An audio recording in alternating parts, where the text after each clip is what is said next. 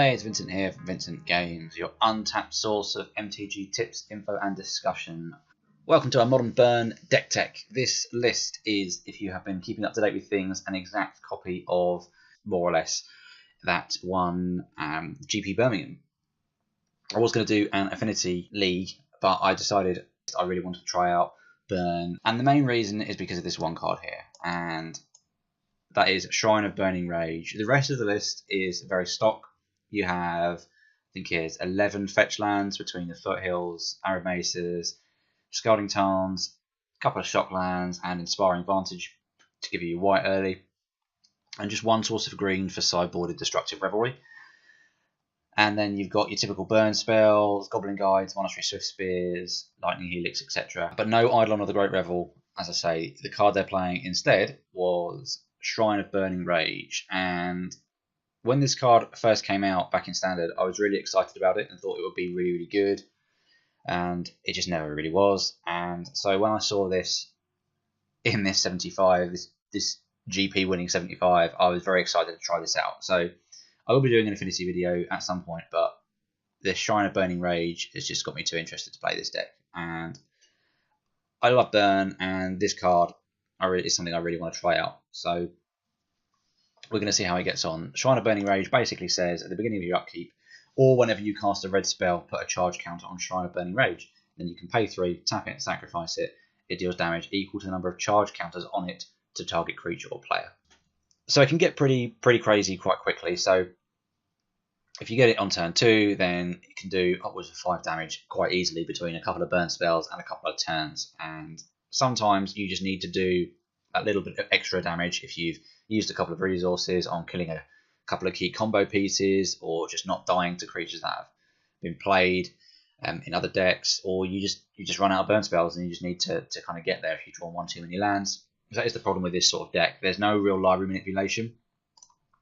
You're playing your solid 20 lands, and the only way of kind of reducing the lands you play is the heavy fetches. Obviously the fetches are also there to get you white sources, and beyond that, you don't have things like Searing Visions or Thought Scour, Remand, that sort of thing, or even just Scrying or Collected Company to kind of just tear through your deck. There isn't much sort of velocity or card filtering, card selection at all. So a card like Shrine of Burning Rage is really nice because you can create a lot of damage out of seemingly nowhere. Whereas even a card like Eidolon of the Great Revel can be blocked. It can be, people can just play around it basically. Whereas the Shrine is a little bit trickier. It just kind of sits there ticking up in the background, and as it's the only artifact in the deck that you're really going to want to try and get rid of, unless they're playing Dredge, then it makes it even more difficult for them to want to actively bring in artifact hate, because you might just not even draw it. So it's interesting, and I think it's definitely worthwhile trying out. Sideboard is again pretty stock. 2 Path to Exiles, 2 Kor Firewalker. Path to Exiles are good for bigger creatures or things you want to remove from the game entirely, not just die, and then Kor Firewalker good for the red match. Path to Exile also comes in against other Kor Firewalkers as well. Grim Lavamancer is very nice at any kind of creature-based matchup, and Shattering Spree good against Affinity, good against Lantern Control. Destructive Revelry the same, and any other random enchantments or Leyline of Sanctity, and then Relic of Progenitus is good against anything that might be trying to leverage the graveyard in some way. But that is it. Not much more to say on this list. We're going to dive straight into a league and be back in just a moment. Okay, welcome to round 1 of Modern League using Burn. We have won the die roll, and we have Burn Spells and Shrine of Burning Rage. I do prefer the hands, obviously, with early Goblin Guide or Monastery Swiftspear, but Double Bolt, Boros Charm, Shrine is pretty sweet. It's basically 10 points of burn plus whatever the Shrine of Burning Rage is going to tick up to. Bolt has arguably fallen out of favour in this meta at the moment, with Fatal Push being played over Bolt in a lot of decks. It's still very useful in killing a lot of things. Okay, Mishra's Bauble. Makes me feel like their hand is going to be reliant on certain things. Traverse, no, Spellbomb. Okay then. Do we want to fire this bolt off here? I think we do fire this bolt off here. We may regret it, but I feel like they're playing some sort of Abzan Death Shadow, in which case just hurting their life total as much as possible is not going to be a bad thing. Probably going to lose this Shrine of Burning Rage to an Abrupt Decay, which is a bit of a shame, but there's not an awful lot we can do about that. Kind of just have to play it out and hope they don't have it. Oh.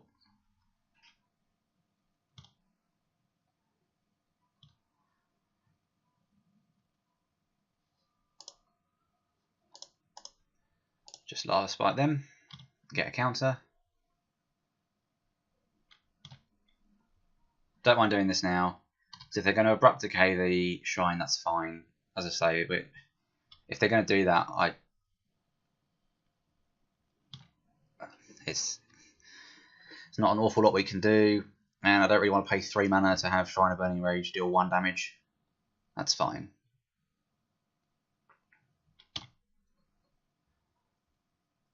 If we had more counters on it, then that would be okay, and we probably could have. The other option would have been to hold up Bolt and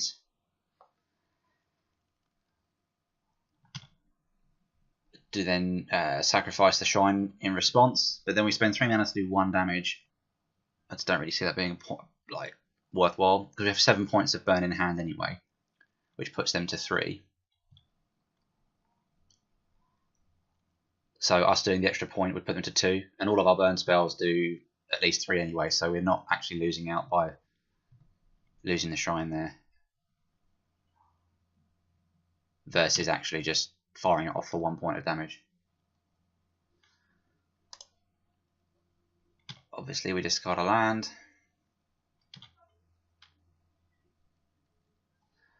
End step, we're going to just cast Boros Charm. Liliana can be really good against us in the right time. Unfortunately, we had a land there to discard, so we didn't really get punished by it. We're not going to redirect to Liliana because we have 7 points here. We just need to top deck any 1 burn spell, and we're okay.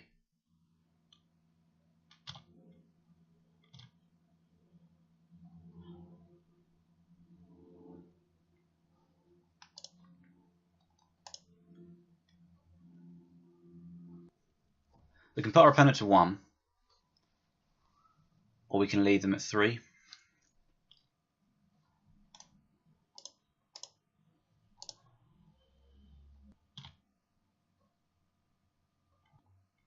We're going to put our opponent to 1.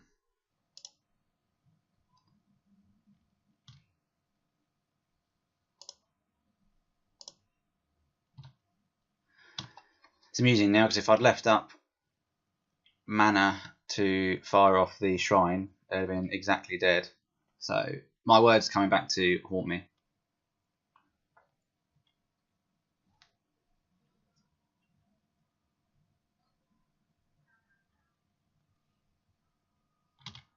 We know they're going to make us sacrifice a creature. Could have gone for Liliana, so that if they then activate her, puts her to 0. But I'm very much just thinking we want to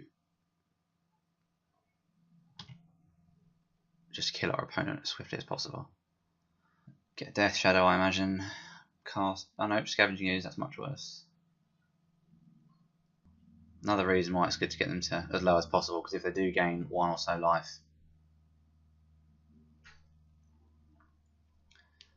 then they could Ghost Quarter their Overgrown Tomb, get us a forest, cast Scavenging Ooze, and they'll be ready to activate it.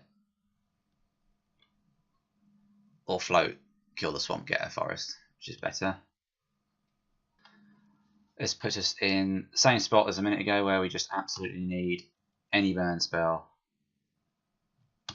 Any burn spell. Oh, come on.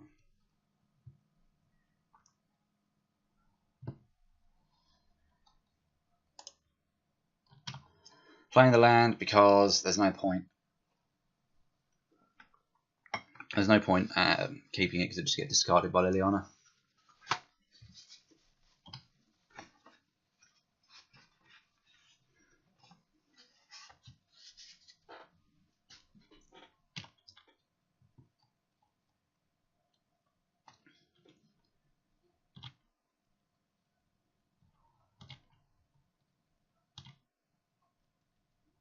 Boros Charm, come on.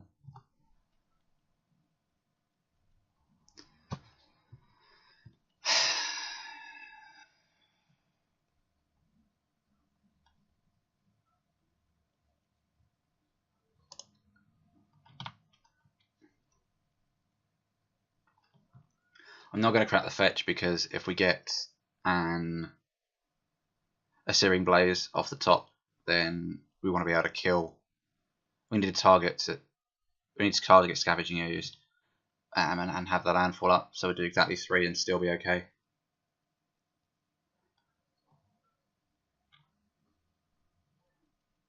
Assuming they don't self-mill or something.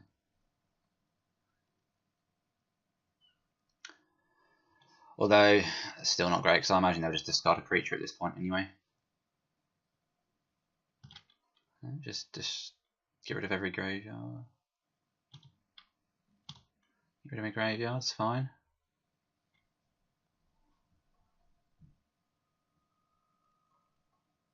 Oh, did they just discard another Lily? Yes.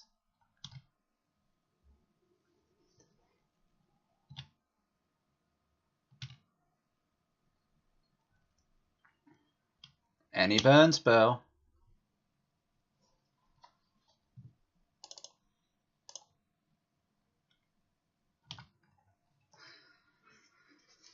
This is a problem with the shrine, obviously being a little bit slower than we would like. I was trying to imagine if Eidolon of the Great Revel was in this spot instead of the shrine, we'd have a 2/2, which they would just be able to minus Liliana and deal with that way. So, or they could just cast Abrupt Decay, stay alive, and remove it that way, and then gain another life off of the ooze. So, I imagine, yeah. So it's not really at this exact spot an awful lot of difference between the two cards.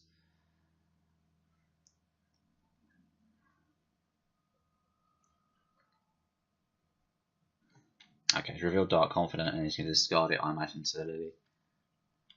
Yeah. Which is a pain.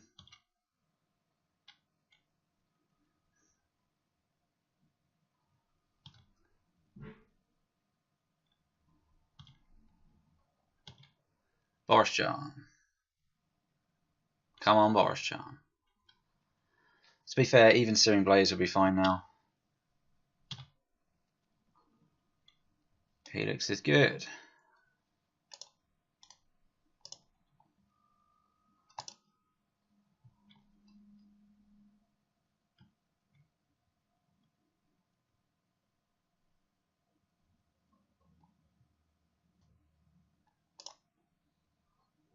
Could Abrupt Decay here.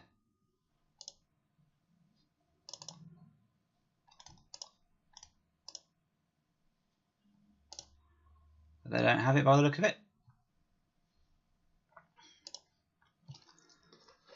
So just about got there.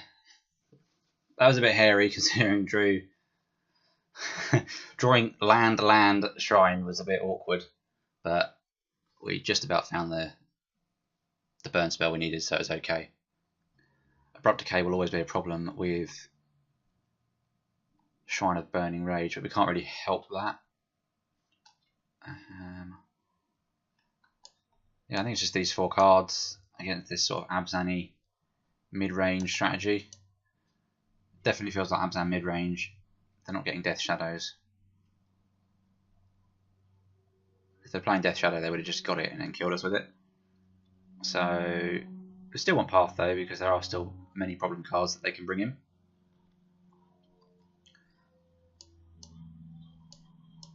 We would like to take out. I think we just take out 4 Lava Spike because it's the same cost as the other cards. Non-interactive, and we've got plenty of other instants like Skullcrack and Boros Charm that we want to be firing off our opponent. That's probably fine. Like an early Path or Grim Lavamancer is probably going to be cast around the same sort of time as a Lava Spike. Just marginally more interaction than what we'd have if we didn't have those. This hand's quite reasonable. We have early Swiftspear, followed up by Searing Blaze or Rift Bolt. And Skullcrack if things get a bit ridiculous with an ooze. Don't see a reason not to keep this. Probably fetch for a mountain. Much more risky life total.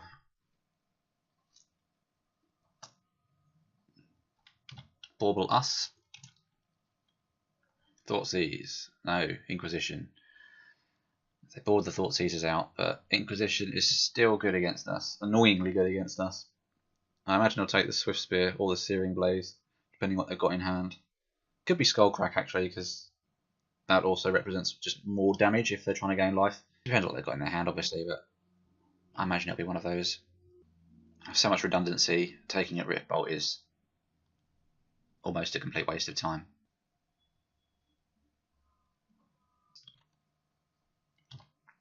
We will just go with Arid Mesa.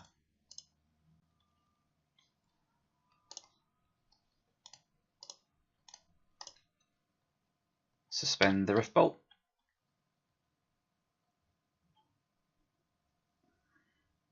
Goyf. 4/5 Goyf. That's not good.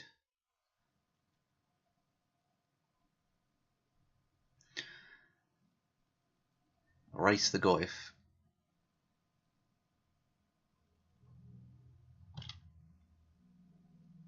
Could do 3 damage to it. There's already sorcery in the bin, so if I add an instant into the mix, that's 1, 2, 3, 4 types in already. That would be exactly 6. So if I did that, it would kill it and it'd take 3. Or I could just put the bolt to the face and they would take 3 and then 3 off the Searing Blaze if I cast that now. And so that would be 6 damage there at 14. And then we have another 6 damage, which puts them to 8, which isn't particularly low, but that's like next turn. This Goyf is scaring me a little bit.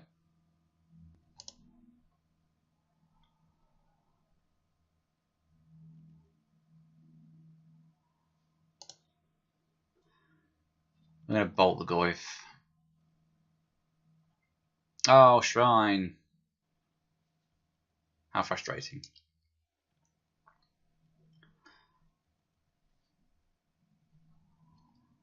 Oh well. We're going to do this because it's very difficult to kill Goyf, and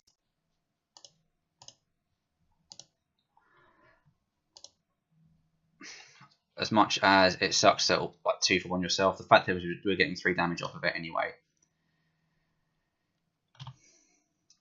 means we're only really like effectively wasting 1 burn spell. That's rough. This is another reason why I'm glad about killing the Goyf, because sitting there thinking, okay, if we point it all at our opponent, then we had our opponent at 8 life or what have you. But then if they cast things like Inquisition, then all of a sudden they're not at 8 anymore, they're back up to 11. So actually killing the creature it feels pretty good. Especially as it appears that was their only threat, or at least they're not playing a threat now because they've got a tap land. So that's cool. Skullcrack, so they're going to be gaining some life. I imagine they have Abrupt Decay. This is why they've played. They haven't taken our Shrine.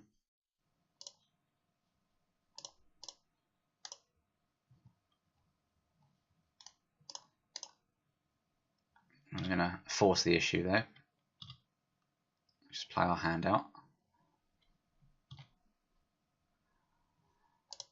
And again, without a Goyf, we can actually attack with our Goblin Guides. So it's frustrating when you have to use burn spells on these.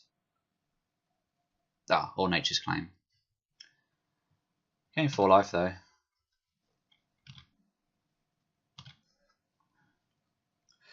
Yeah, it's frustrating when you have to use burn spells on things like Tarmogoyf or any creature really. But if it means you can get through with your own creature, then it's not so bad. Okay, and just drawing all the removal.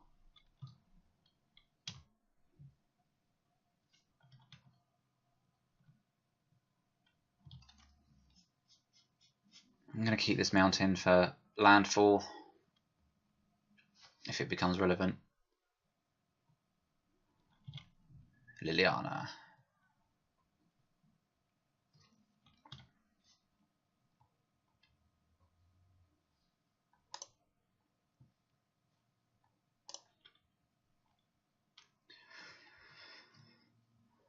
One card in hand. He's on 15 life. I feel like I'm getting sucked into a fight here, which is going to be difficult to win, but if we do this, then any haste creature off the top is good. Also means Grim Lavamancer won't get killed.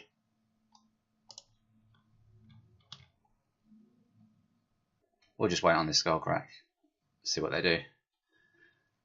Because I'll have to plus Liliana, which means I discard a card.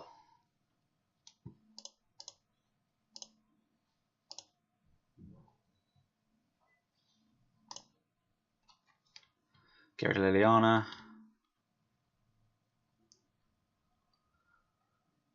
Probably cast another one. No, just get in with a Treetop Village.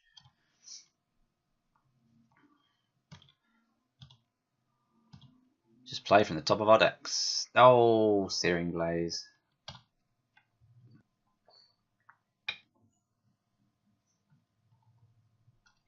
Fine. Path? No. Not casting this.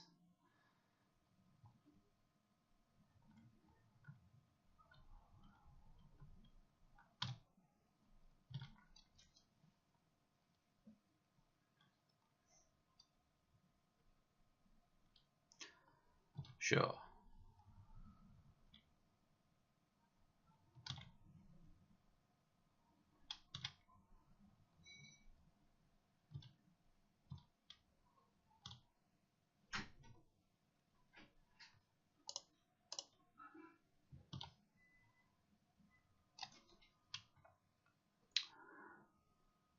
This is not going well.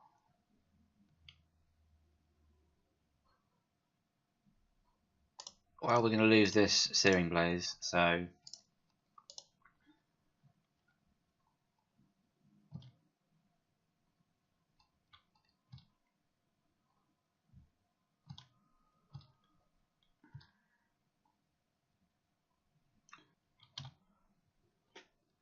they come with the Treetop Village, then we can bolt it. No, we just die to the Colossus.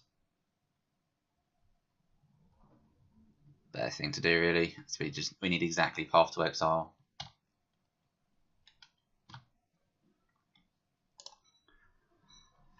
Okay, so that was not ideal. Searing Blaze, whilst not that amazing, does hit Treetop Village. It does hit Dark Confidant, which I imagine they probably bought out. It's a Goyf, it's just Scavenging Ooze. I think it's got, even though it's not great, it does hit, actually does target stuff. I think Grim Lavamancer's fine as well. It's just card advantage against the deck, which is just grinding us out. By card advantage, I mean it can do multiple instances of damage, which is nice. Okay, this hand feels pretty good. Early Goblin Guide, Lightning Bolt, Rift Bolt, Path. I mean, we're probably going to have them cast Inquisition and take away the Path, but they take turn 1 off to do that. We then basically unload 6 points of burn on top of the Goblin Guide. That's 10. We're basically putting them to 10, not including any fetch lands that they have to play themselves. So we're just going to go with Scalding Tarn straight away, not mess about. So we have access to white should we need it in following turns.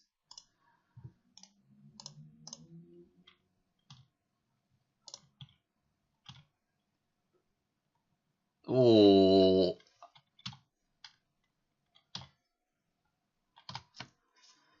that's a painful card for them to see on top. So we're definitely losing a spell. They're going to hurt themselves to cast a Thoughtseize as well. Like, getting rid of something like Path doesn't always feel good because, oh, tap land turn 1. Oh wow.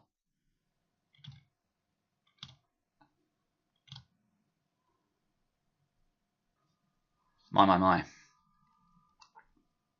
And we can't get blown out with Maelstrom Pulse for at least for a turn, so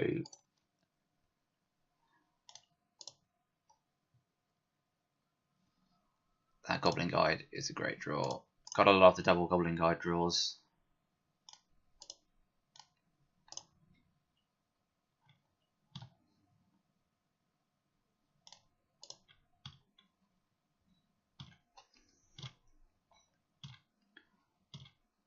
Traverse as well. Unless they do have Death Shadows and they just didn't fetch for them. Beginning, so now they have to keep up. That Thought Seeds must look really unappetizing.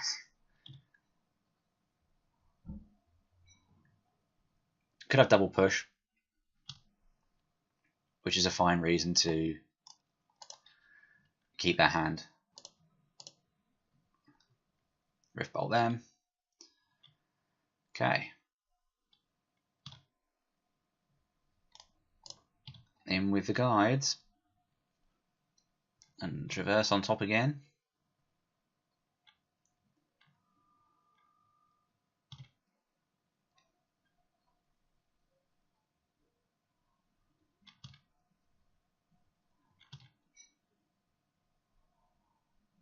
Oh no, not even double push, just one Abrupt Decay. That is fine with me. So they're going to go to 8, and we have 9 points of damage in hand. There's no need to cast any of it now, and we can even have Skullcrack up if they want to start getting clever with that.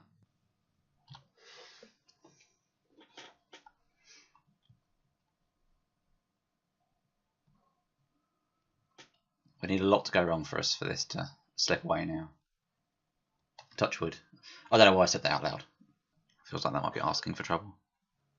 They got like a full grip of stuff with the bauble, but yeah, they're just in a really tough spot to actually stay alive now. Assuming the Goblin Guide doesn't get killed, then we just fire off any random burn spell. Yeah, and then we have lethal, and they're looking at their library.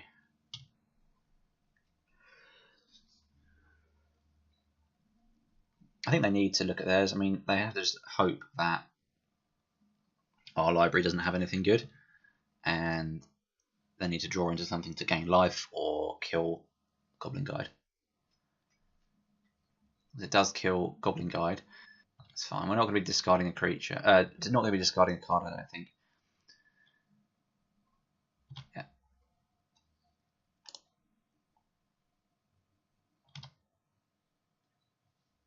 So we're definitely casting Helix, and we're definitely casting out our opponents. Not at Liliana. Boros Charm off the top. No, but that's fine.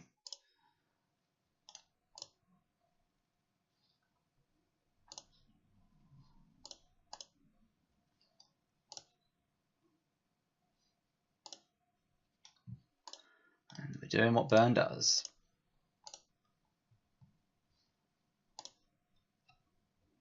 So yeah, just about there. It was a really tough spot for our opponent, and the Liliana was at face value quite good because it got rid of the guide, but it just couldn't do enough. We had enough in our hand at that point where the Liliana just didn't matter.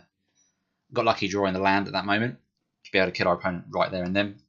But if it had gone on, then so if we'd drawn like another Path to Exile or whatever, then we could have just sat there and just had Skullcrack up if they try and, you know, cast a Scavenging Ooze or something. But yeah, no, we just overran them there. Double Goblin Guide was great.